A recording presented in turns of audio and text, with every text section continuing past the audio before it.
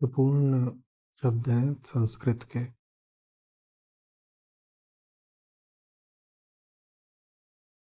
आत्मज्ञान में और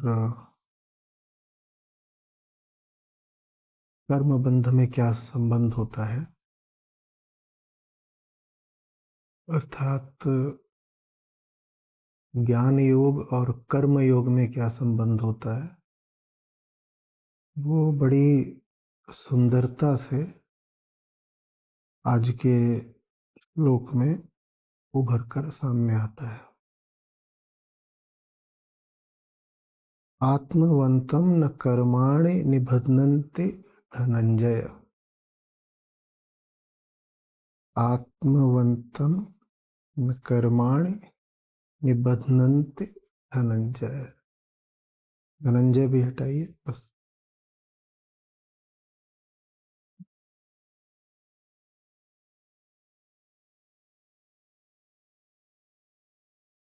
आत्मवंतम, जो आत्मवंत है, आत्मज्ञानी है। आत्मवंतम न कर्माणि निबध्नन्ति। आत्मज्ञानी को कर्मबंध नहीं लगता है।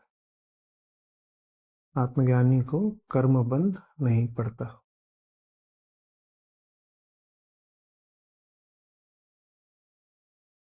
आत्मवंतम न कर्माणि निबध्नन्ति।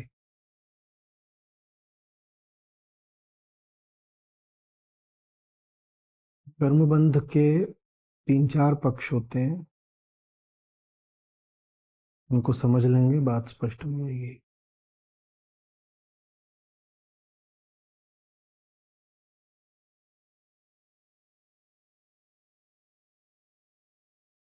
जो सबसे महत्वपूर्ण बात है वो तो ये कि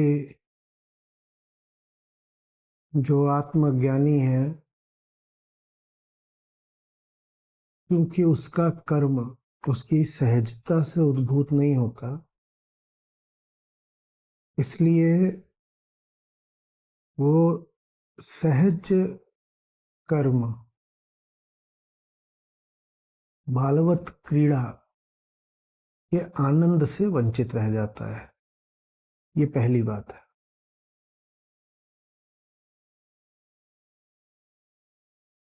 लोग कहता है जहां आत्म अज्ञान है वहां कर्मबंध है। जो आत्मवंत नहीं है वो कर्मबंध में है। और जो आत्मवंत है उसको कर्म नहीं बांधते। आत्मवंतम न कर्माणि निबध्नन्ति।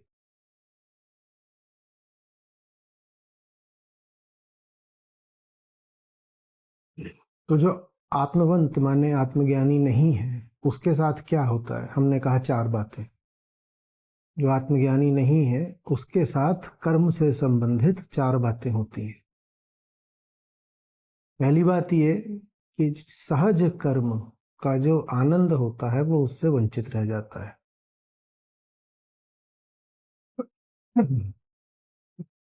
मनुष्य जन्म आपका कुछ पाने के लिए नहीं हुआ है,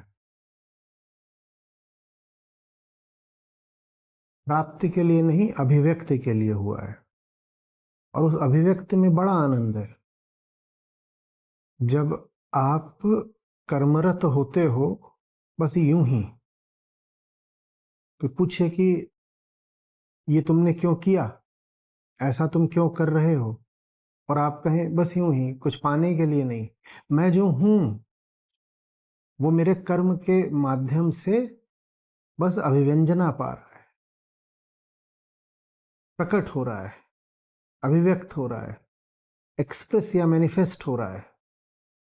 तो इससे सुंदर बात दूसरी नहीं होती। कुछ पाने के लिए नहीं कर रहा हूं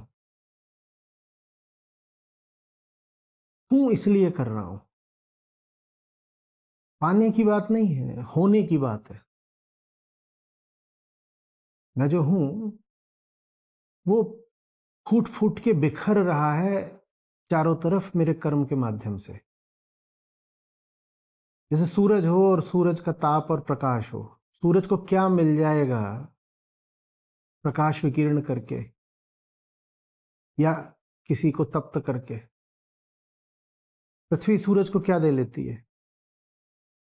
प्रकाश भी पाती है, ताप पाती है, ऊर्जा पाती है। समस्त जीवन सूर्य की वजह से ही है पृथ्वी पर। इतना बड़ा उपकार करता है सूर्य पृथ्वी पर, एक दृष्टि से समझाने की बात है। बदले में सूर्य पृथ्वी से कुछ चाहता है क्या? पृथ्वी से कुछ प्राप्त करने के लिए वो प्रकाश नहीं देता, क्योंकि वो सूर्य है इसलिए प्रकाशित होगा।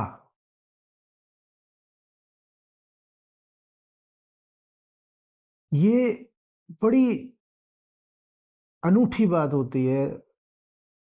इसी में जीवन का सार है। जिसके पास ये नहीं, उसके पास जीवन ही नहीं है।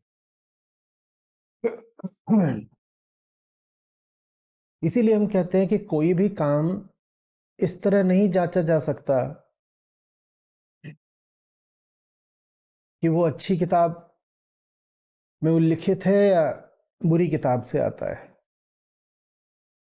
हमारे पास होती हैं ना दो किताबें, अच्छे कर्मों की किताब, बुरे कर्मों की किताब। तो हम तो कर्म ऐसे ही देखते हैं कि कहाँ से आ रहा है। नहीं, कर्म सिर्फ ऐसे परखा जा सकता है कि किस स्रोत से आ रहा है, कर्ता कौन है। अगर मुक्त स्रोत से आ रहा है तो कैसा कर्म है, क्या है, ये सब पूछने की बात नहीं। स्रोत सही है तो कर्म सही है। और वही जो स्रोत इतना महान है कि उसके होने से सब कर्म पावन पवित्र हो जाते हैं, उस स्रोत से आपकी जिंदगी अगर वंचित है तो हम कह रहे हैं आप जिंदा ही नहीं हो सकता है आप बड़े ऊंचे ऊंचे कर्म कर रहे हो, बहुत ऊंचे कर्म आप कर रहे हो, लेकिन तथाकथित रूप से कोई बहुत घटिया कर्म करने वाला आपसे बहुत श्रेष्ठ है अगर उसके घटिया दिखने वाले कर्म मुक्त केंद्र से आ रहे हैं तो।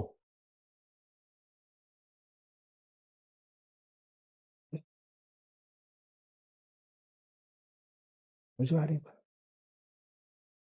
एक आदमी अपनी अमुक्ति में दूसरे को प्रेमपूर्ण वचन बोल रहा है, दूसरा व्यक्ति अपनी मुक्ति में किसी को गाली दे रहा है। मुक्ति के स्रोत से आती गालियां अमृत समान है।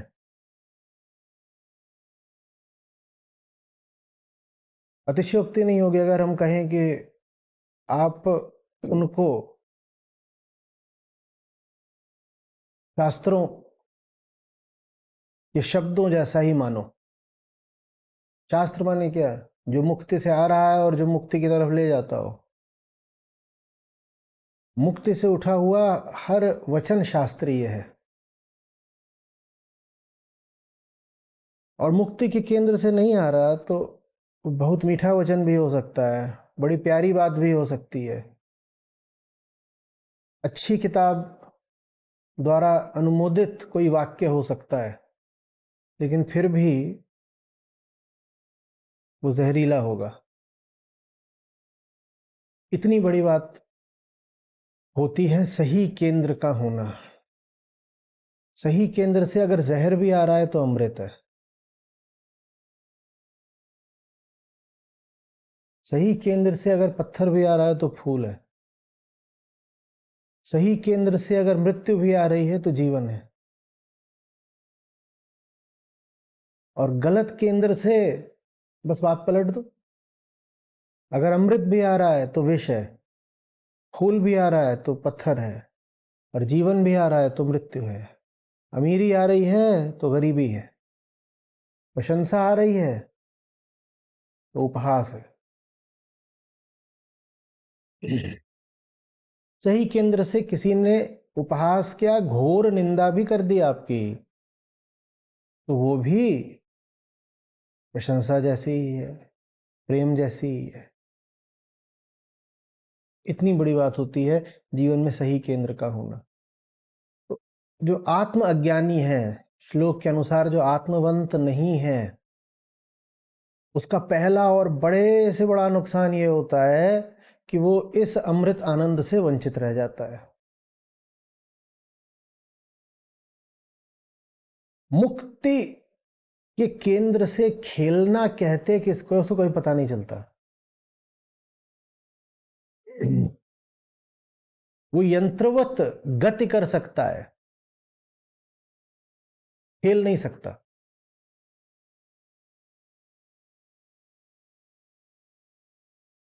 वो बताई हुई राह चल सकता है, नाच नहीं सकता। बहुत अभागा होता है।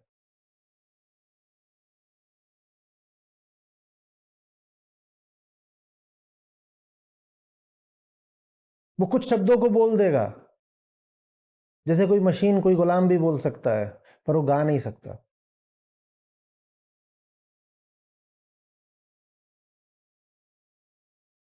ये हुई पहली बात। पहली बात एक तरह की अपॉर्चुनिटी कॉस्ट है कि जब आप आत्मवंत नहीं होते तो क्या खो देते हो। आप वो सबसे बड़ी अनुकंपा, भेंट, उपहार, नियामत खो बैठते हो, जो जन्म को सार्थक बना देती।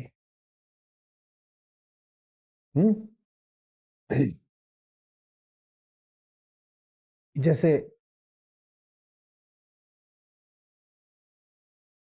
पत्थर हो गई वो तितली, जो कुछ दिनों के लिए ही सही, हफ्ते 10 दिन के लिए ही सही, लेकिन बादलों के नीचे और फूलों के ऊपर नाच सकती थी।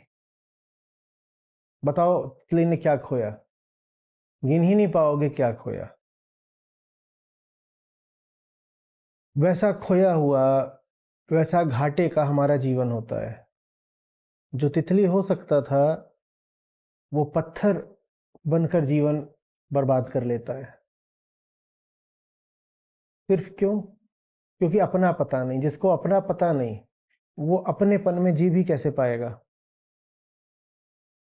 जिसको तुम जानते नहीं उसको अपने जीवन का केंद्र कैसे बना पाओगे। जिससे तुम्हें प्रेम नहीं उससे निकटता कैसे पाओगे।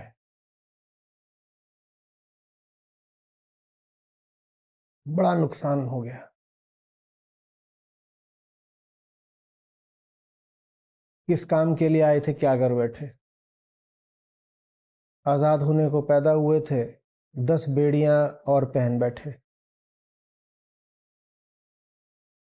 ये पहली बात। दूसरी बात, अगर मुक्ति के केंद्र से काम नहीं करोगे तो कहीं से तो करोगे। पहली बात यह है कि मुक्ति के केंद्र से काम नहीं करते तो मुक्ति का जो अमृत है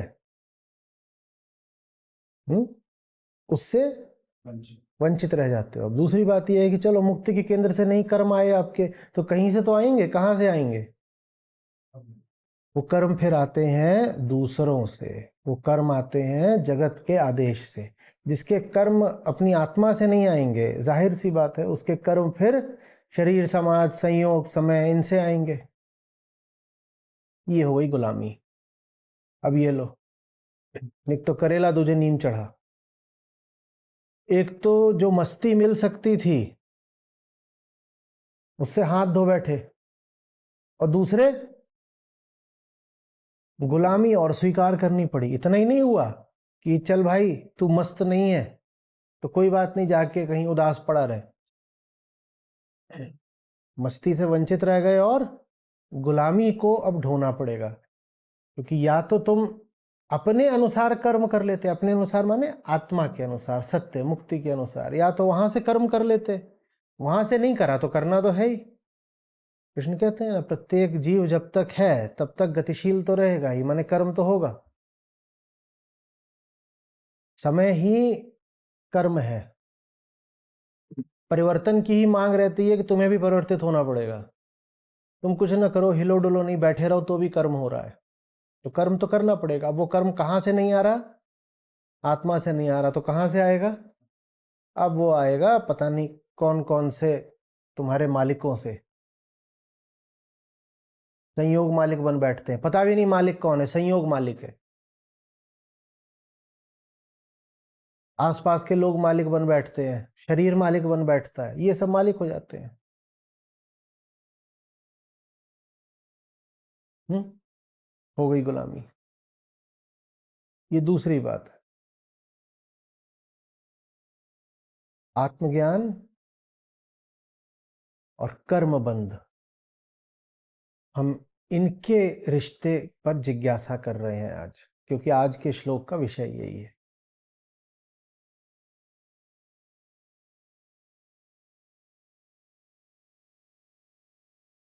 तीसरी बात,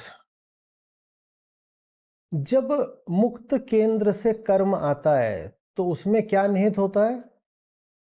मुक्त केंद्र से कर्म आता है तो क्या होता है उसमें?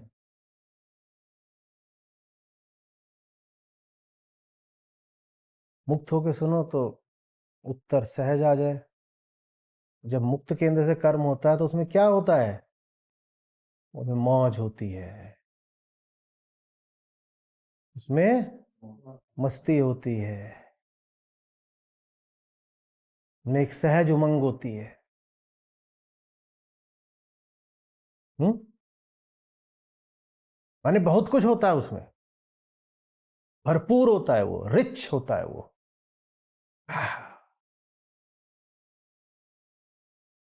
तो जब वही इतना भरा पूरा होता है तो उससे कुछ नहीं मांगा जाता। अभी यहां पर दो चार बच्चे छोड़ दो, स्वस्थ हो, उनका पेट भरा हो, 2 साल 4 साल 5 साल वाले, तो देखो अभी वो क्या करते हैं, और फिर बताना वो जो कर रहे हैं उससे उनको मिला क्या। 15 मिनट के लिए यहाँ दो चार बच्चे छोड़ दो, बीमार नहीं होने चाहिए, खाए पिए होने चाहिए, और फिर बताओ 15 मिनट तक उन्होंने क्या करा, क्या करा बताओ, क्या करा? यहाँ उछले, एक खंभा पकड़ के घूम रहा है, एक जमीन पे लौट गया, एक मेज पे चढ़ गया, एक ने छलांग मार दी, एक ने दूसरे की टांग खींच दी। ये सब चल रहा है, 15 मिनट तक यही चल रहा है। 15 मिनट के बाद का मेरा सवाल है, बताओ उन्हें इससे मिला क्या? क्या मिला? क्या मिला? कुछ नहीं मिला। तो कुछ नहीं मिला तो बेचारे बड़े निराश होंगे, जैसे ठग लिए गए हों। 15 मिनट तक उन्होंने बड़ी मेहनत करी, उन्हें मिला क्या? और मेहनत करे बिना वो रहेंगे नहीं। तुम यहाँ चार बच्चे छोड़ दो, गजब मेहनत करके दिखाएंगे वो। एक फ्रिज के अंदर घुस जाएगा, बहुत तरह की मेहनत होगी। यहाँ ये सोफे पड़े हैं, इन पे गद्दे पड़े हैं, कोई उछाल के फेंक रहा है। मेहनत लगती है भाई इन सब कामों में, एक क्षण को नहीं रुकेंगे वो। तो मुझे दिखा दो कि कोई एक बैठ गया है थोड़ी देर को, हो ही नहीं सकता। इतनी मेहनत करी, बताओ मिला क्या? क्या मिला? क्या मिला? कुछ नहीं मिला।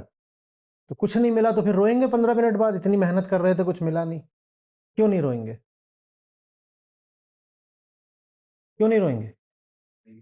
हाँ, क्योंकि जो मिलना था वो मिल गया, उसी समय मिल गया, जो कर रहे हो उसी में मिल गया।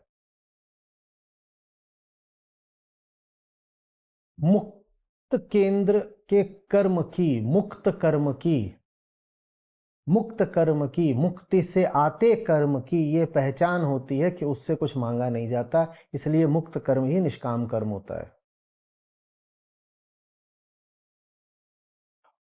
उसमें तो बल्कि धन्यवाद निहित होता है कि कर्म हुआ,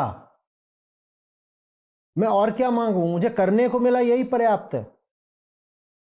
बच्चा इस बात पे उदास नहीं होगा कि 15 मिनट खेला और खेलने से कुछ नहीं मिला, बच्चा इस बात पे उदास होगा कि उसे खेलने को नहीं मिला। 15 मिनट तक बच्चा खेला, और खेलने के बाद ना रुपया मिल रहा है, ना पैसा मिल रहा है, ना तुम उसकी तारीफें कर रहे हो, ना नए कपड़े दिला रहे हो, ना ये कह रहे हो कि तू 15 मिनट खेलेगा तब तुझे खाना दूंगा। बच्चा उदास हो रहा है क्या? बच्चा इस बात पर नहीं उदास होगा कि 15 मिनट उसे खेलने के बाद कुछ नहीं मिला। हाँ, वो इस बात पर जरूर उदास हो जाता है कि उसे 15 मिनट खेलने को नहीं मिला। मुक्त कर्म अपना परिणाम और पुरस्कार आप होता है, उसमें कुछ मांगा नहीं जाता। उसमें इसी बात के लिए अनुग्रह रहता है कि ये कर्म हो पाया संभव, मैं कर पा रहा हूं। इतना ही पर्याप्त है, पर्याप्त से भी आगे है। मैं खेल रहा हूं तो मैं किसी और पे उपकार थोड़ी कर रहा हूं। मैं खेल रहा हूं तो किसी दूसरे पे थोड़ी एहसान कर दिया। मैं खेल रहा हूं, इसमें मेरी अपनी मौज है। ये मुक्त कर्म की निशानी है। वो मौज है, मौज है तो उसमें तुम किसी से मांगने नहीं जाते कि मैंने करा तो मुझे पैसा दो। बड़ा गजब होगा ऐसा कोई बच्चा जो 15 मिनट खेले और 15 मिनट खेलने के बाद तुमसे आके कहे पैसा, और एक बोले नहीं 15 मिनट नहीं 15.5 मिनट 30 सेकंड का बोनस चाहिए, ओवर टाइम। होगा ऐसा? बल्कि उसको तुम 15 की जगह कहो कि बाकी सब 15, ये वाला 25, तो और किलकारी मारेगा। तू बोल के बिल्कुल एकदम छत पे चढ़ जाएगा और बोलो क्या क्या करना है, कपड़े फाड़ देगा, किसी के डोर तोड़ देगा, कुछ करेगा, दरवाजे पे लात मारेगा। वही थोड़ी कहेगा कि मुझसे ज्यादा क्यों कराया, ये मेरे साथ नाइंसाफी हो रही है, बाकी सब 15 मिनट, मुझसे 25 मिनट। ऐसे नहीं चलेगा, तो और मौज में आकर बहुत। सिर्फ एक शर्त पर उसका काम रुकेगा कि वो थकी है, फिर वही जहां खेल रहा है बिल्कुल हो सकता है वहीं खेलते खेलते वहीं पे सो जाए। अब ये ठीक है, इतना खेला कि थक गया, वहीं गिर के पड़ के सो गया, और फिर उठेगा तो क्या करेगा? मुआवजा मांगेगा कि तुम्हारी वजह से हम बिस्तर पे भी नहीं सो पाए, यहीं जमीन पे पड़ गए, मुआवजा दो। क्या करेगा? जहां पे जगेगा वहीं पे फिर खेलना शुरू कर देगा। उसकी शारीरिक जरूरतें पूरी करो बस। अब ये नहीं कि वो सो के उठा है, भूखा है, तुम उसे खाना भी नहीं दे रहे, खाना वाना उसका होता रहे।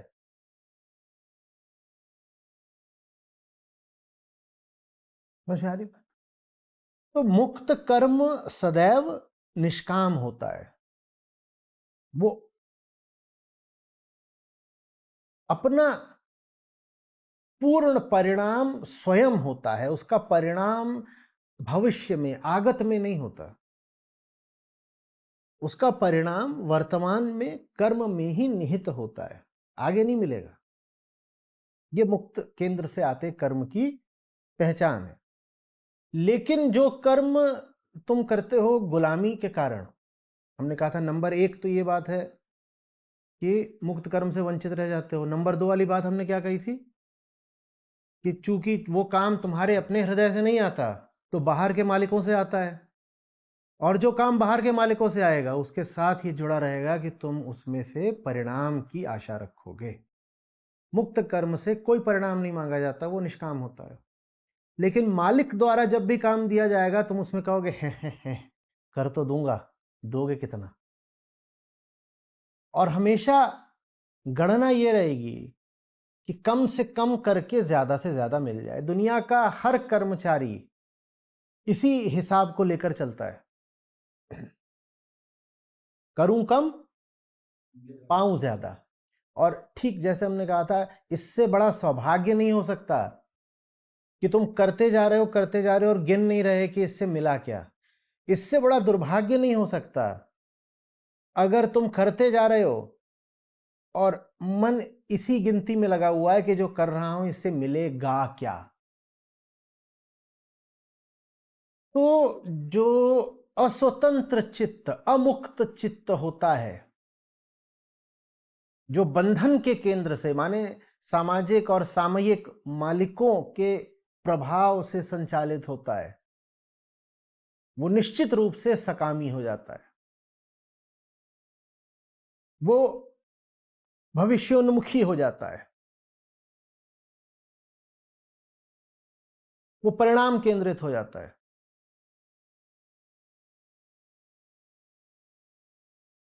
और ये वही कोड़ में खाज वाली बात है। एक तो किसी की गुलामी कर रहे हो, दूसरे जो कर रहे हो उसमें कोई आनंद भी नहीं है, तो इसीलिए सोच रहे हो आनंद कब मिलेगा? आगे, जब क्या मिलेगा? परिणाम, जब मुआवजा मिलेगा। अभी जो कर रहे हो उसमें तो पहली बात गुलामी है, और दूसरी बात, चलो ये भी चल जाता कि किसी ने डंडा मार के ही सही पर तुमसे कुछ ऐसा करा दिया जिसमें तुम्हें मौज आ गई। नहीं, पहले तो डंडा खाया, जो करा उसमें मौज भी नहीं आई, और चूंकि उसमें मौज नहीं आई इसीलिए भविष्य के लिए आशा रखी, एक दिन ऐसा आएगा जब सपने साकार होंगे। एक दिन ऐसा आएगा जब 30 दिन काम करके एक दिन तनख्वाह मिलेगी। एक दिन ऐसा आएगा जब 20 साल लड़के पे पैसा लगाया है फिर वो पैसा लौटाएगा। खट खट करके नौकरी कर रहा हूं, अपने मकान के लिए जमा कर रहा हूं, एक दिन ऐसा आएगा जब किराए का मकान छोड़ के अपने मकान में जाऊंगा। एक दिन ऐसा आएगा।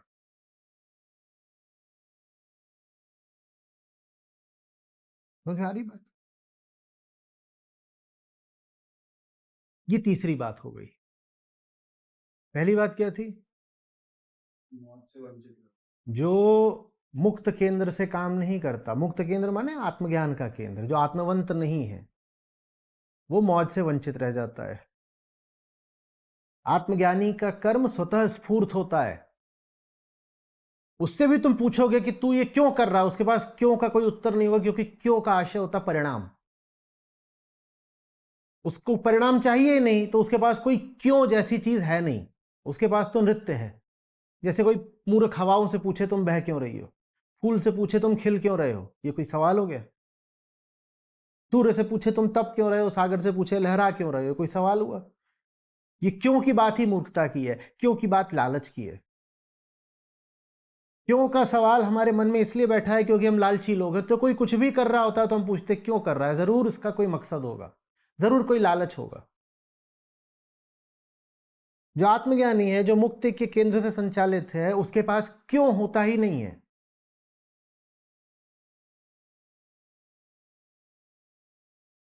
बात समझ में आ रही? क्यों नहीं होता, बस है, बस है। सत्य क्यों है? अरे वो है। ठीक उसी तरह सत्य से मेरा कर्म आ रहा है, वो भी बस आ रहा है, किसी लालसा से थोड़ी आ रहा है। कुछ चाहिए होता तो मैं बता देता कि क्यों कर रहा हूं जो कर रहा हूं, कुछ चाह के नहीं कर रहा हूं, बस मैं ऐसा हूं तो ये करूंगा। एक तरह से मेरी विवशता है, मेरी अस्तित्वगत अनिवार्यता है कि मुझे ये करना ही पड़ेगा जो मैं कर रहा हूं। मैं इसलिए नहीं कर रहा कि ये जो कर रहा हूं इससे कुछ मिलेगा और मैं प्रसन्न हो जाऊंगा। मैं इसलिए कर रहा हूं क्योंकि ये करने में ही मैं प्रसन्न से भी ज्यादा हूं, मैं उत्कंठित हूं, मैं उल्लासित हूं।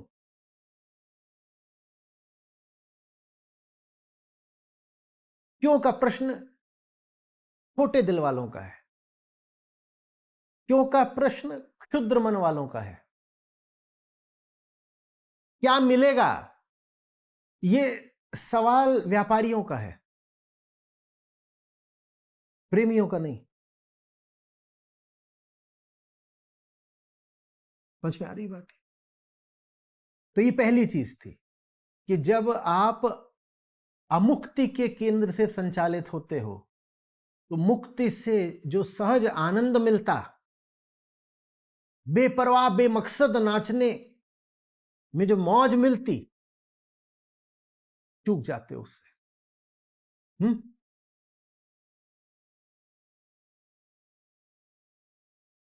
कभी देखा है कितना हल्कापन होता है जब पता होता है कुछ मिल नहीं रहा होता और बेवकूफ बन रहे हो। हम उसको कहते हैं कि हम ये बेवकूफ बनने वाला काम कर रहे हैं, क्योंकि हमारी दृष्टि में चतुराई तभी है जब कुछ मिल रहा हो। तो हमारी जिंदगी में कभी गाहे बगाहे कुछ ऐसा हो भी जाता है, हा? जिसमें हमें कुछ नहीं मिल रहा होता, जिसमें बस यूं ही नसीब से, किसी के अनुग्रह से हमें निष्कामता के कुछ पल उपलब्ध हो गए होते हैं। तो हम क्या बोलते हैं, अरे यार ऐसी बेवकूफी कर रहे थे। कहीं पे जाकर यूं ही 2 घंटे बिता दिए।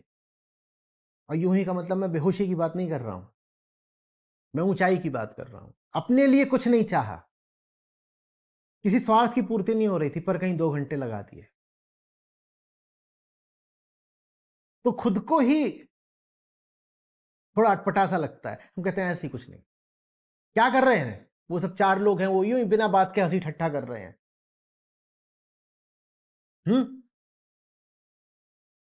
एक बार हुआ था, वहां बैठी हुई थी एक बुढ़िया, बिल्कुल जाने उसके सब बच्चे बच्चे उसको छोड़ छाड़ के चले गए होंगे। ऐसी जो ठठरी नहीं हो जाती है बुढ़िया 70 साल वाली, ऐसी 30 किलो की, वो बैठी हुई है और वो उसने तौलिया सा बिछा रखा है, गमछा, और गमछे पे उसके 5 आलू रखे हुए हैं, 4 तुरई रख के बैठी हुई है, ठो उसके प्याज रखे हैं और इस तरह रख के बैठी हुई है। अब वो बैठ भी ऐसी जगह पे गई जाने उसको दिखाई नहीं देता जहां कोई खरीदने ना आए उसका, और माल भी जो लेके बैठी हुई था ना कम है। ऐसी छोटी दुकान देखो तो रुकने का किसका मन करेगा?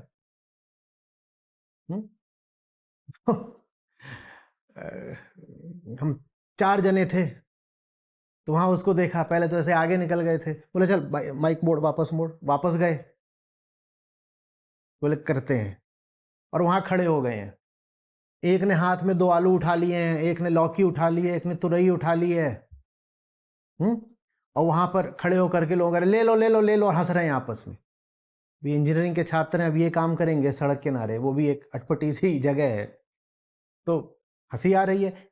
एक कोई आलू लेने ना आए, और बुढ़िया भी शुरू में तो वो नाराजी होगी, उसको लगा कि ऐसे ये लड़के आए हैं, ये मेरा सामान लूटने आए हैं, उसने गाली वाली भी दी।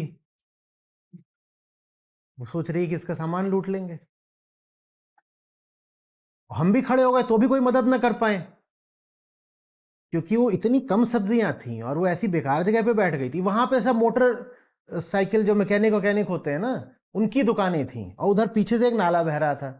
ऐसे एक नाला बह रहा है, नाला मतलब जिसपे पटिया रखी होती हैं, तो पटिया भी कुछ हटी हुई थी, तो नाला है, उसके पीछे 4-5 लाइन से दुकानें थी, ये जो मोटरसाइकिल रिपेयर वालों की होती हैं। अब वहां पे ये अपना आलू लेके बैठ गई थी, वहां कौन खरीदेगा? तो हम भी खड़े हो गए, तो कोई खरीदने वाला नहीं। पहले एक था, उसने कहा अब इसका बिकवाई देते हैं। मैं कहता तो बिकवाना है तो पैसे दे दे, इस कॉलोनी का बिकवाएंगे। क्या करेगा? तो उसने नाचना शुरू कर दिया, वो आते जातों को कर रहा है ले लो ले लो ले लो। तो जब देखा एक नाच रहा है तो हम चारों ही लोग नाचने लगे, एकदम फूहड़ बेवकूफी का काम। आलू प्याज टमाटर हाथ में लेके 4 नाच रहे हैं, एकदम मूर्खता का काम। और जानते हो तब भी कोई नहीं आया लेने, 15-20 मिनट नाचे, तब भी कोई नहीं आया लेने। लेकिन एक काम हुआ, पीछे ये जो मैकेनिक थे जिनकी दुकानें थी, उन्हीं में से 1-2 आ गए। उन्होंने, उनको जितना लगा कि इसका होगा उतना पैसा बुढ़िया को दे दिया, तो कुछ हो गया। वो नहीं हुआ जो हमें लगा था कि होना चाहिए, पर फिर भी कुछ हो गया। अब उस वक्त तो बड़ा मजा आया, शुरू में नाचते हुए थोड़ा सा अटपटा लगे, सकुचाएं जिसको कहते हैं, एम्बेरसमेंट। आप पढ़े लिखे लोग हो और ये आप क्या कर रहे हो, वो भी मतलब आईटी के स्टूडेंट्स, ये क्या कर रहे हो? 15वें मिनट तक आते आते हमें मजा ही आने लग गया था।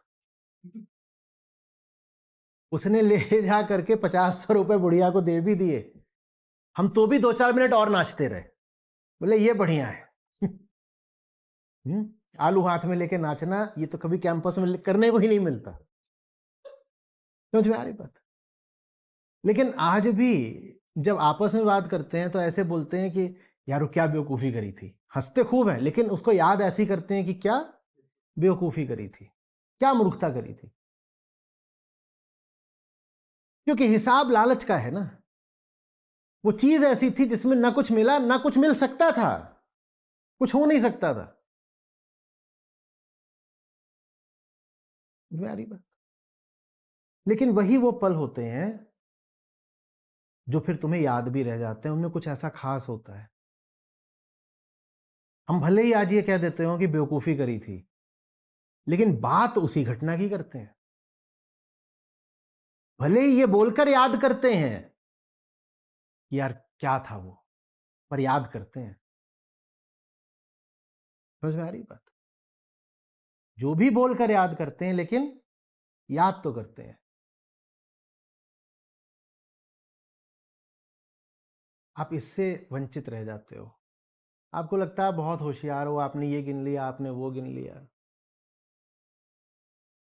ऐसे नहीं होता। आंतरिक जगत में ये हिसाबी बुद्धि बहुत बहुत नुकसान देती है।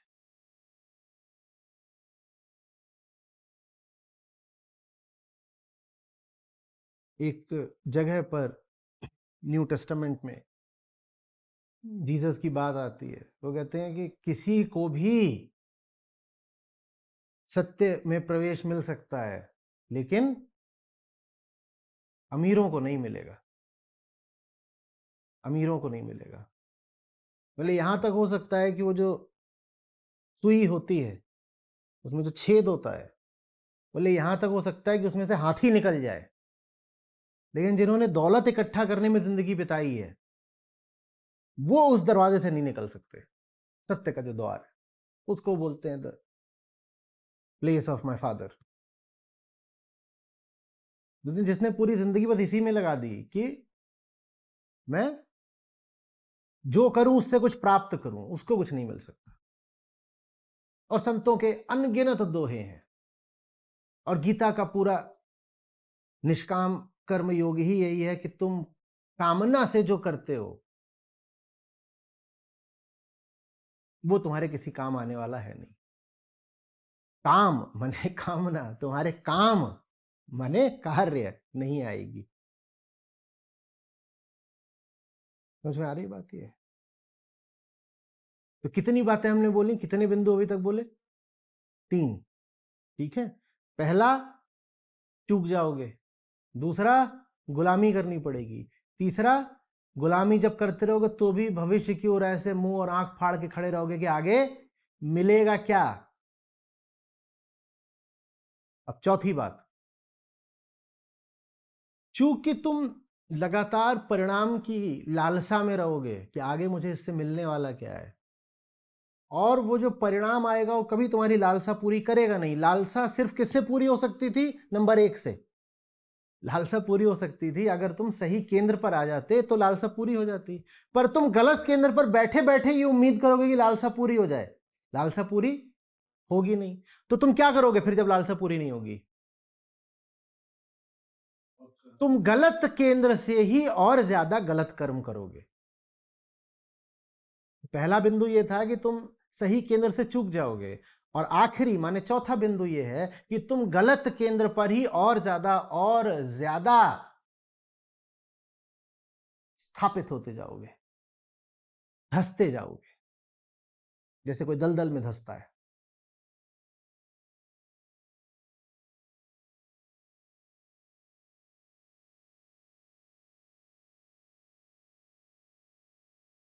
समझ में आ रही बात? ये जो चाहोगे तुम्हारे कामों से वो तुम्हें मिल नहीं सकता, क्योंकि बात ये है ही नहीं कि काम से कुछ मिलेगा, कर्म से नहीं मिलता। जो मिलता है कर्म के बाप से मिलता है, कर्म के केंद्र से मिलता है। कर्म से कुछ मिल ही नहीं सकता। कर्म का केंद्र गलत है, कर्म का केंद्र तो कर लिया गलत। अब कह रहे हो जो मिले मुझे किससे मिले? कर्म से मिले, और कर्म से मिल तो फिर तुम उसी कर्म को बार बार निचोड़ोगे।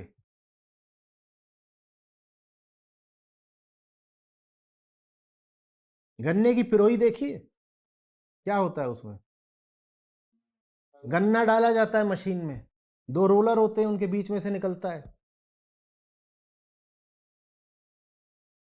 पहली बार जो निकला वो पूरा नहीं पड़ा, दूसरी बार डाल रहा हो, तीसरी बार डाल रहा हो, चौथी बार डाल रहा है, कितना भी डालते रहो क्या निकलेगा?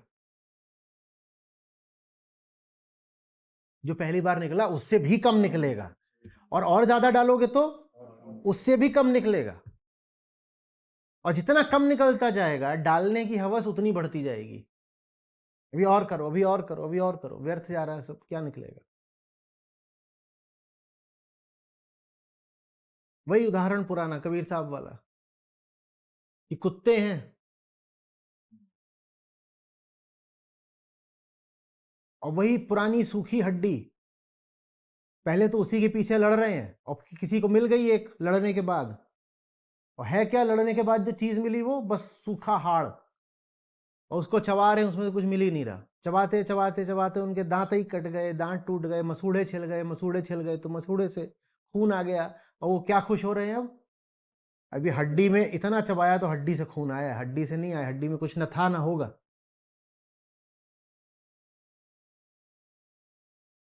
समझ में आ रही बात? इतनी जल्दी आपको कैसे समझ में आ जाएगी? जिनको जल्दी समझ में आ रही है उन्हें कुछ नहीं समझ में आ रहा।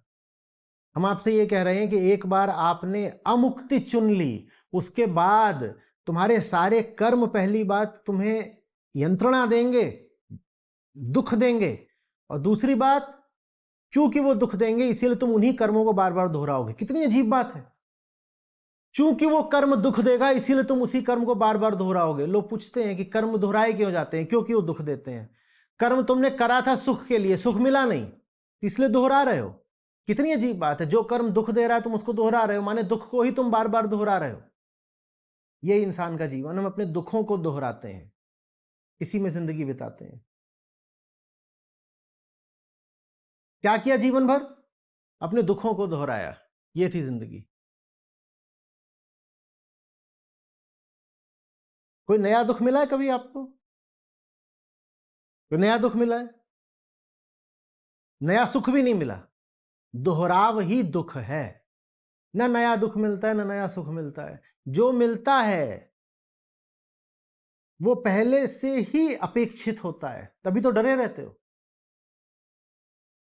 दुख भी कौन सा मिल सकता है इसकी पहले ही छवि बना रखी है ना, तभी तो डरे हुए हो। नया दुख मिल रहा होता तो पहले से डरे नहीं होते। अगर दुख नया होता तो दुख को लेके पहले से नहीं डर सकते थे, क्योंकि पहले से उसका कोई अनुमान नहीं होता, कोई छवि नहीं होती।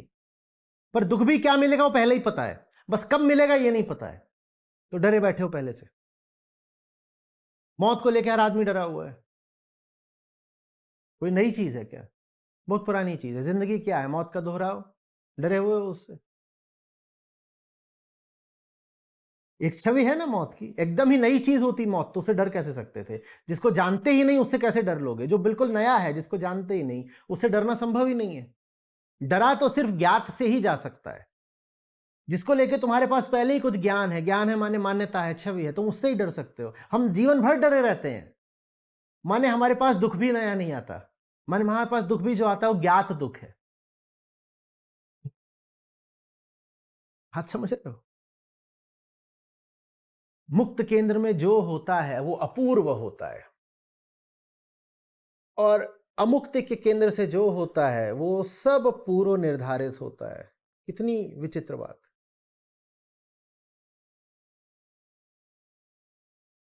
सब पहले से तय होता है, पहले से तय। दुख तो दुख है ही, बोलो बेटा। पहले से तय सुख भी दुख ही है। सुख अगर वास्तव में सुख है तो वो अपूर्व होगा। अपूर्व माने उसमें कोई पूर्वता नहीं होगी, वो अकाल होगा, पहले से निश्चित नहीं होगा, उसकी कोई छवि नहीं होगी। और जब सुख अकाल और अपूर्व होता है तो उसको ही बोलते हैं आनंद। और अकाल और अपूर्व जब होता है मामला तो दुख भी फिर दुख जैसा नहीं होता, दुख में भी आनंद होता है,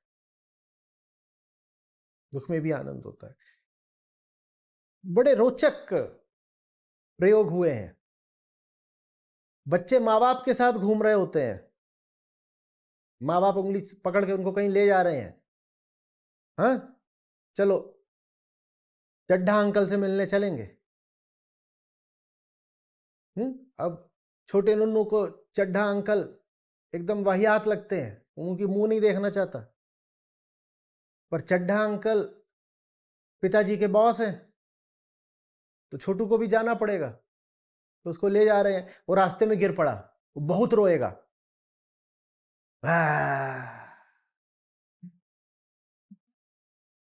उनका रोना देखा है जिसमें आवाज आनी बंद हो जाती है?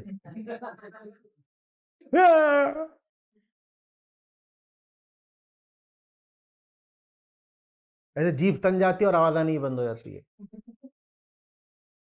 वो हक्का फाड़ के रोना बोलते हैं।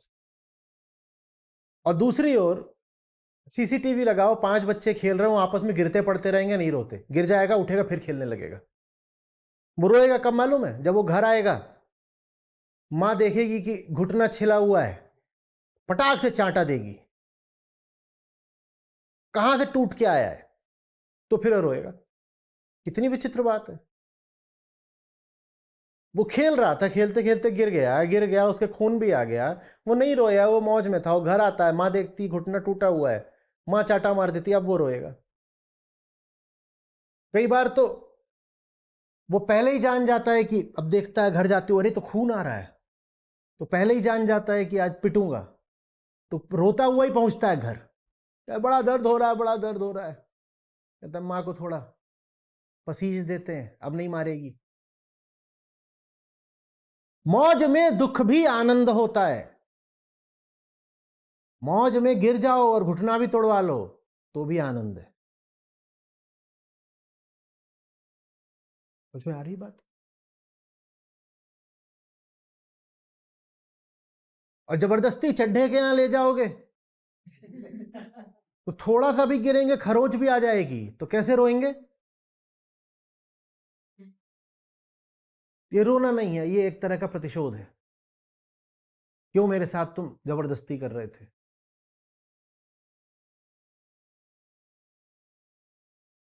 समझ में आ रही बात?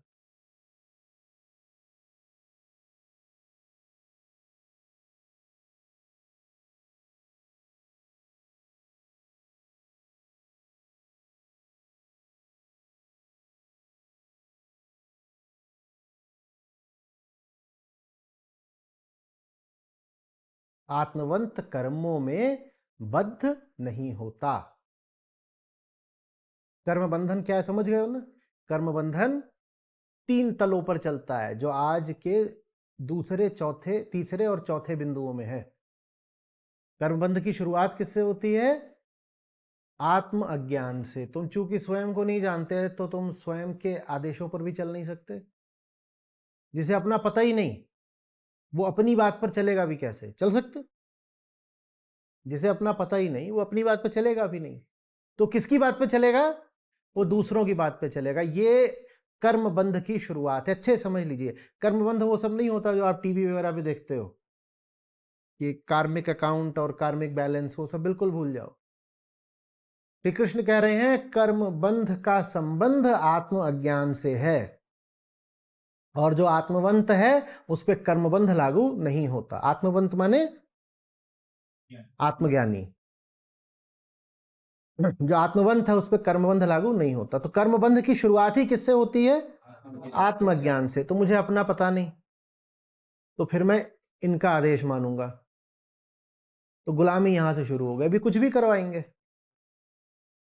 इन्हें क्या लेना देना मेरी भलाई से? इन्हें अपनी भलाई नहीं पता, तो मेरी भलाई क्या करेंगे? हो सकता है ये ऊपर से चाहे भी कि मेरी भलाई हो जाए, पर इनके चाहने से भी कुछ नहीं होगा। ये कुछ ना कुछ तो मेरा खोपड़ा तोड़ेंगे ही, अपना भी तोड़ रखा, मेरा भी तोड़ेंगे। ये पहली बात हो गई कर्मबंध में। पहला, दूसरों की गुलामी। दूसरी बात, परिणाम से आसक्ति, क्योंकि इनके कहने पे मैं जो कर रहा हूं उसमें कोई मौज नहीं है। इनके कहने पर जो मैं कर रहा हूं उसमें कोई मौज नहीं है, तो मौज मैं कहां तलाशूंगा? आगे। जो मैं कर रहा हूं उसमें कोई रस नहीं है, कोई सार नहीं है, तो फिर मैं लगातार आगे को तकता रहता हूं, अभी क्या मिल जाए, क्या हो जाए। या फिर मैं सोचता हूं मालिक बदल दूं, मालिक, इस मालिक से तो कुछ आगे का लाभ हो नहीं रहा, तो मालिक बदल देता हूं। मालिक बदलने को तैयार रहता हूं, गुलामी बदलने को तैयार नहीं रहता। ये गजब लोग हैं हम ऐसे गुलाम हैं जो कहते हैं कि मैं मालिक को तो छोड़ सकता हूं पर गुलामी को नहीं छोड़ सकता। एक मालिक को छोड़ के हम दूसरे मालिक के दरवाजे चले जाते हैं कुत्ते की तरह लौटने। जैसे कुत्ता, एक जगह रोटी नहीं मिली तो दूसरे दरवाजे पे जाकर के वो चाट रहा है। लेकिन हम ये नहीं कहते कि मुझे गुलाम ही नहीं रहना। कुत्ता थोड़ी हूं, कुत्ता थोड़ी हूं, मनुष्य हूं। तो ये दूसरी बात। पहली बात गुलामी करनी पड़ती है, दूसरी बात गुलामी में कोई रस नहीं होता, तो गुलामी भविष्य पर आश्रित बना देती है। तीसरी बात, जिस भविष्य पर आश्रित बनाती है उसमें भी कोई रस नहीं निकलता। मालिक से भी कुछ नहीं मिला और भविष्य से भी कुछ नहीं मिला, तो जब कुछ मिलता नहीं तो फिर हम क्या करते हैं? हम और गुलामी करते हैं, और तीव्रता से गुलामी करते हैं, नए नए मालिकों की गुलामी करते हैं। ये 3 बातें मिलकर कहलाती हैं कर्मबंध। कर्मबंध का कारण क्या है? आत्म अज्ञान। कर्मबंध का कारण क्या है? आत्म अज्ञान। और कर्मबंध क्या होता है कभी भूलिएगा नहीं। कर्मबंध को लेके अनाप शनाप बातें मत करिए। कर्म बंध का मतलब होता है पहला, मेरा कर्म दूसरों द्वारा संचालित है, ये पहली बात। दूसरी बात, मेरे कर्म का परिणाम मुझे लगता है भविष्य में मिलेगा, ये दूसरी बात। और तीसरी बात, परिणाम चूंकि भविष्य में कभी मिलता नहीं अपेक्षा अनुसार, आशा अनुसार, तो फिर मैं वही पुराने कर्म को उसी पुराने केंद्र से और ज्यादा तीव्रता से करता हूं, दोहरा दोहरा के, बदल बदल के करता हूं, नए नए तरीके से करता हूं, पर करता पुराने केंद्र से ही हूं। ये तीन बातें मिलकर कर्मबंध हो गई। कर्मबंध माने ये नहीं कि पिछले जन्म का कर्म आकर के अब आपको लंगड़ा बना गया, या कि आप पिछले जन्म में गलत आदमी थे, ऋषि का श्राप मिला था, इसलिए आप इस जन्म में अमुक जाति में पैदा हुए हो, या कि त्योहार के दिन, अरे तू क्या कर रही है धनिया, आज तो पति की लंबी आयु का त्योहार है, आज तूने पानी पी लिया, अब तू अगले जन्म में छिपकली बनेगी। ये सब कर्म बंध नहीं होता, इन चक्करों में मत रहिएगा। कि कोई ऐसे भ्रष्टाचारी किसी अफसर के घर में पैदा हुआ है लड़का, और बाप ने घूसी घूस से घर भर रखा है, तो कहो ये पुण्यात्मा है पिछले जन्म का, तभी तो इसने ऐसे घर में जन्म लिया जहां बाप के पास घूस का अथाह पैसा है, और उस पैसे से ये झुन्नू का नुन्नू मौज मना रहा है।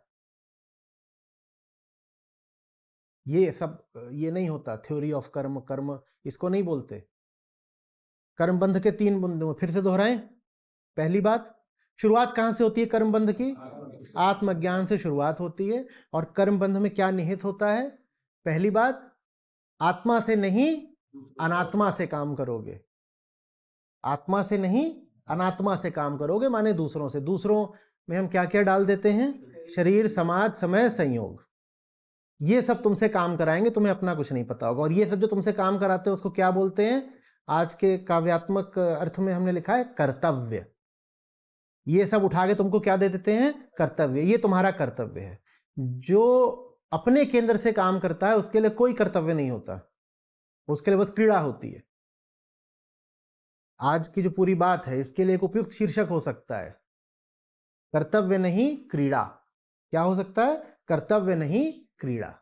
हाँ, बस ये अलग बात है कि इस नाम से अगर आरती ने इसको पब्लिश कर दिया तो क्लिक थ्रू रेट आएगा 0.02%। तो इसीलिए जब ये प्रकाशित हो रहा होगा तो इसका शीर्षक कुछ ऐसा दिया जाएगा, अगर तुम मुझसे प्यार करती हो तो मेरी बात सुनो।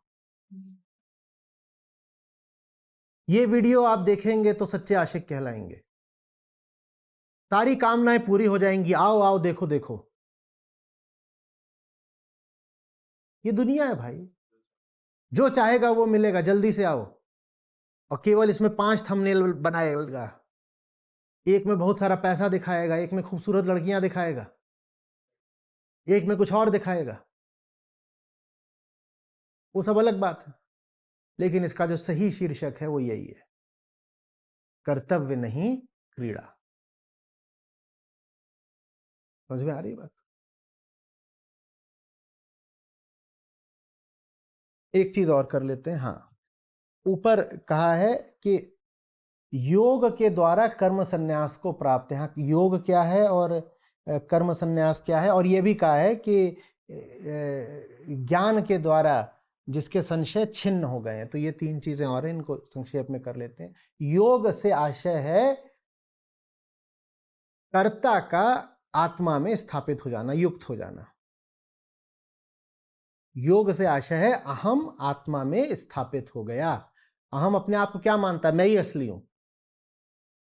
योग माने क्या है? अहम अपने आप को क्या बोलता है? मैं ही आत्मा हूं, मैं ही असली चीज हूं ना। तो जब वो ये दावा छोड़ देता है कि मैं ही असली हूं, आत्मज्ञान का मतलब है देख लेना कि मैं तो पूरा नकली हूं। तो जब वो देख लेता है कि मैं नकली हूं, तो सच्चाई को वो आत्मा में निहित रहने देता है, कहता है मैं नहीं असली हूं, आत्मा असली है। ये है योग। अहम ने असलियत का दावा त्याग दिया, अहम जान गया कि असली वो नहीं है, आत्मा है। मैं असली नहीं हूं, बस इतना जानना, मैं असली नहीं हूं, ये जानना ही योग है। मैं असली हूं, बाकी नकली है, जिसको आत्मा ऋषियों ने या ज्ञानियों ने कह दिया वो नकली है, ये वियोग है।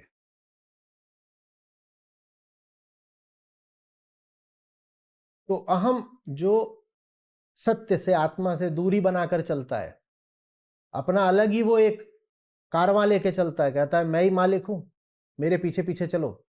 वो अपने आप को एक अलग स्वाधीन स्वतंत्र केंद्र बनाने की कोशिश में रहता है। उस कोशिश का समाप्त हो जाना योग है। योग माने समर्पण। मैं आज तक अपने आप को असली बोलता या मैं असली हूं नहीं, आप ही असली हो, मैं आपके आगे नत हुआ, ये योग है। कर्म संन्यास क्या है? वो सारे कर्म जो मैं दूसरों के प्रभाव में करता था, वो सारे कर्म जिनको मैंने अपना कर्तव्य समझ लिया था, उन कर्तव्यों को मैं विसर्जित करता हूं, ये कर्म संन्यास है। समाज व शरीर प्रदत्त कर्तव्यों का विसर्जन ही कर्म संन्यास है।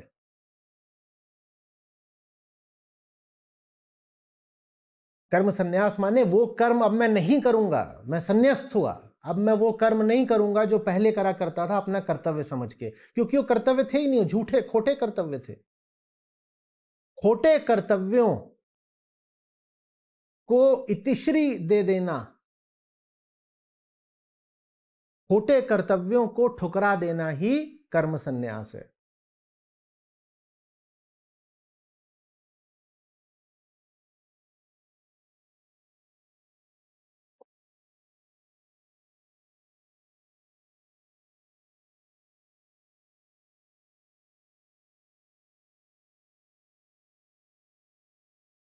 ठीक है, दो बातें हो गई, क्या? योग, कर्म संन्यास, और ज्ञान संचिन्न संशयम, ये ज्ञान का काम है। संशय माने क्या? 50 केंद्रों का होना ही संशय होता है। एक ही हो तो कभी संशय हो सकता है? आपसे कहा जाए इस कमरे में जाइए, यहां अनमोल मिलेगा, बाहर कोई था, उसको कहा यहां जाना, भीतर भीतर अनमोल मिलेगा, और भीतर आए तो भीतर यही बैठे हुए थे, गोल गोल अनमोल। कोई संशय हो सकता है? क्योंकि कितने थे तो कोई संशय नहीं होगा। पर बाहर किसी को बोला भीतर जाओ अनमोल मिलेगा, वहां 18 बैठे हैं, तो अब संशय हो जाएगा। समझ में आ रही बात? तो संशय का अर्थ है आधिक्य। समाज से जब तुम चलते हो तो कोई बोलता है ये, कोई बोलता है वो, 18 बातें बोल दी जाती हैं, ये संशय है। तुम कौन हो इसको लेके 18 पहचाने दे दी जाती हैं, ये संशय है। समझ में आ रही बात? दफ्तर में हो तो अधिकारी हो, घर में हो तो तरकारी हो। अब तुम अधिकारी हो कि तरकारी हो, कुछ पता नहीं। समझ में आ रही बात? कहीं पर हो तो तुम विद्वान हो, कहीं पर हो तो पहलवान हो, विद्वान हो कि पहलवान हो कुछ पता नहीं। एक तरफ यार हैं, एक तरफ रिश्तेदार हैं, किसका दिल रखें कुछ पता नहीं, ये संशय है। क्योंकि मुझे पता नहीं कि मैं क्या हूं, इसीलिए मेरी 18 पहचाने खड़ी हो जाती हैं। 18 तरीके की ताकतें आकर मुझ पर अपना दावा ठोकती हैं, ये संशय है। ज्ञान संशय को छिन्न कर देता है, माने काट देता है। कैसे? ज्ञान आगे कहता है 18 के 18 फर्जी हैं, भगा सबको। ज्ञान कहता है कि जो 18 पहचाने तुमको दी गई, अपनी 18 पहचाने लिखो, लिखो 18 पहचाने। मैं अधेड़ उम्र का हूं, एक ये हो गई। मैं टकला हूं, ये दूसरी हो गई। ठीक है। मैं लालची हूं, ये तीसरी हो गई। चौथा, मैं अपनी नजर में बॉस हूं, ये चौथी हो गई। मैं लैंडलॉर्ड हूं, ये पांचवी हो गई। ठीक है। बेटा हूं, पति हूं, पिता हूं, यार हूं, हाँ क्या हूं, चाचा हूं। कितनी पहचाने हो गई? ये सारी पहचाने आपस में क्या करती हैं?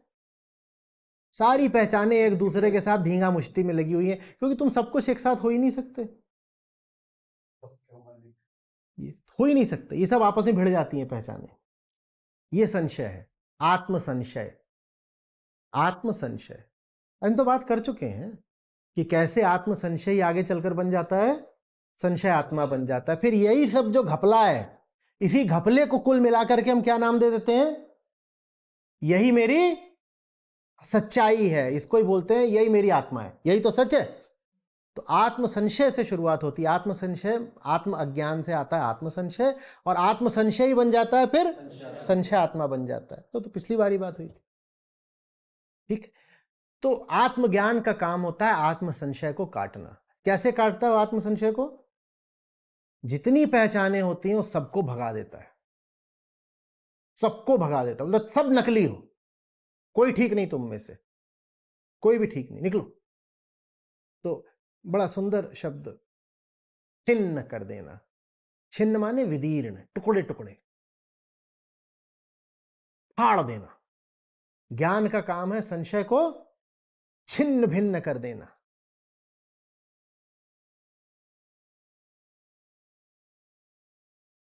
समझ में आ रही बात?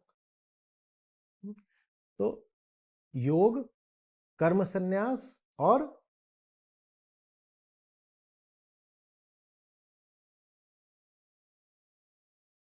संशय मुक्त कैसे साथ चलते हैं, कल लिखिएगा, अभी से मिल गई आपको एक्टिविटी।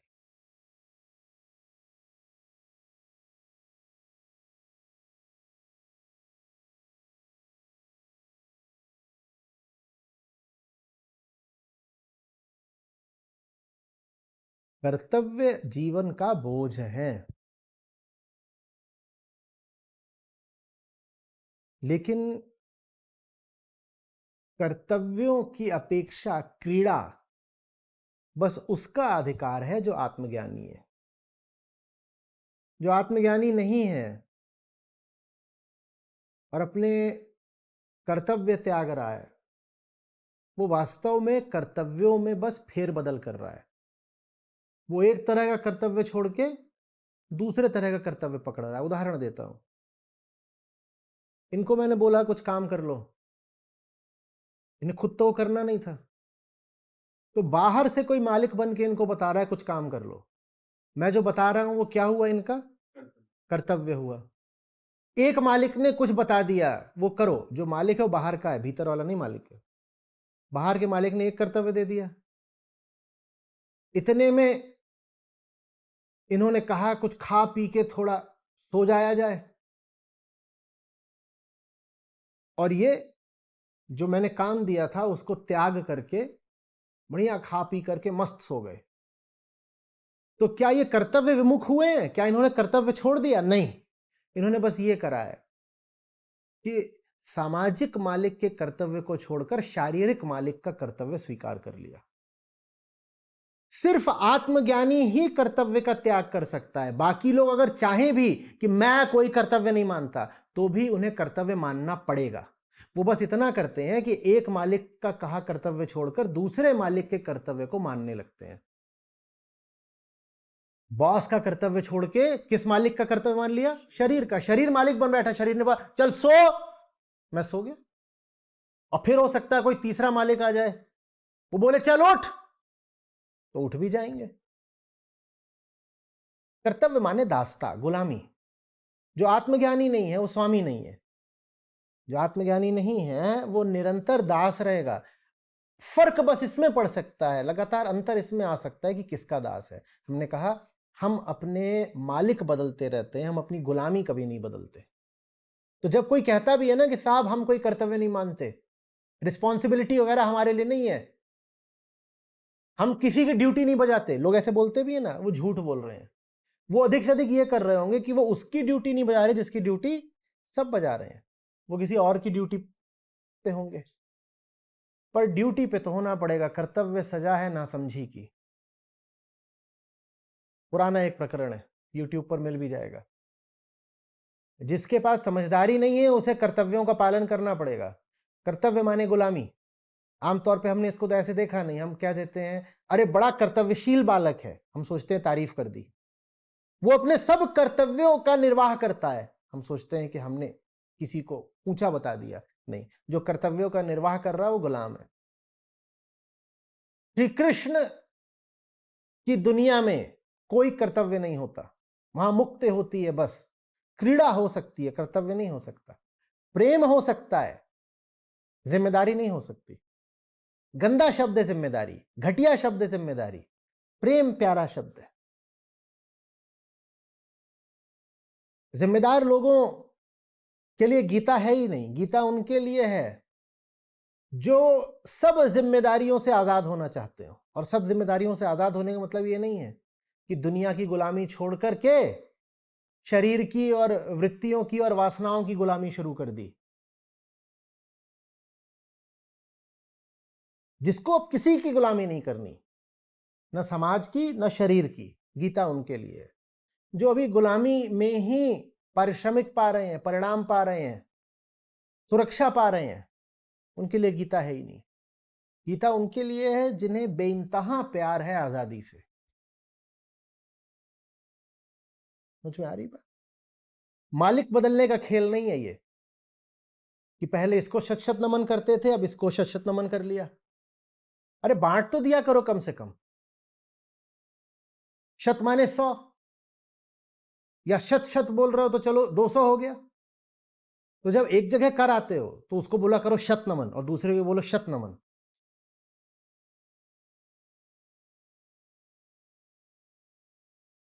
इतना ही था तुम्हारे पास 200, तो 200 उसको इसको कैसे दे आए?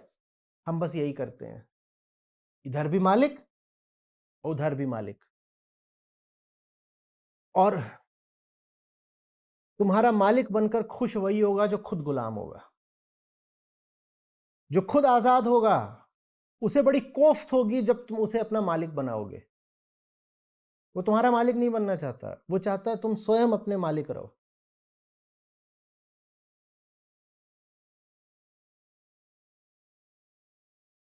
कर्मबंध समझ रहे हो ना?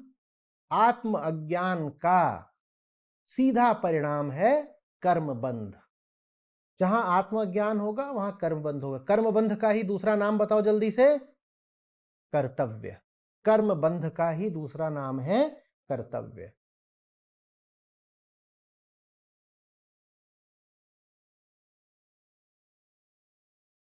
कर्म संन्यास क्या है? ये प्रण कि दासता के केंद्र से जो कर्म करते थे अब नहीं करूंगा, ये कर्म संन्यास है। आने वाले किसी सत्र में हम कर्मयोग और कर्म संन्यास की तुलना करेंगे, बड़ा अच्छा रहता है, बात और स्पष्ट होती है।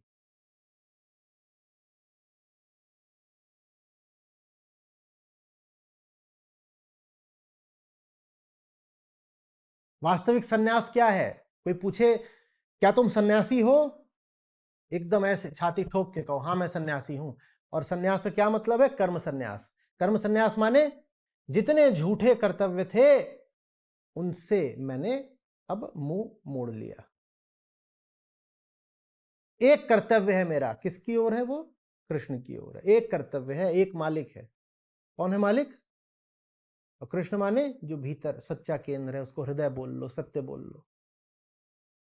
बाकी दुनिया भर की हम बातें अब सुनते ही नहीं, यही कर्म संन्यास है। कर्तव्यों का विसर्जन ही कर्म संन्यास है। और जब तुम दुनिया के कर्तव्यों को बोलते हो गुड बाय, अलविदा, सिर्फ तब तुम इस लायक हो पाते हो कि अपने कृष्ण कर्तव्य का पालन कर सको।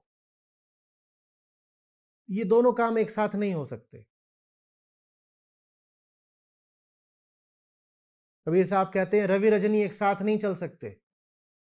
गाइएगा अभी कि ठीक वैसे जैसे सूरज और अंधेरा एक साथ नहीं चल सकते, रवि और रजनी एक साथ नहीं चल सकते, वैसे ही तुम एक साथ दोनों को मालिक नहीं स्वीकार कर सकते। अगर कृष्ण तुम्हारे मालिक हैं तो सामाजिक कर्तव्य छोड़ने पड़ेंगे, और अगर समाज का ही तुम्हें हुक्म बजाना है तो काहे के लिए कृष्ण कृष्ण गीता गीता कर रहे हो झूठे?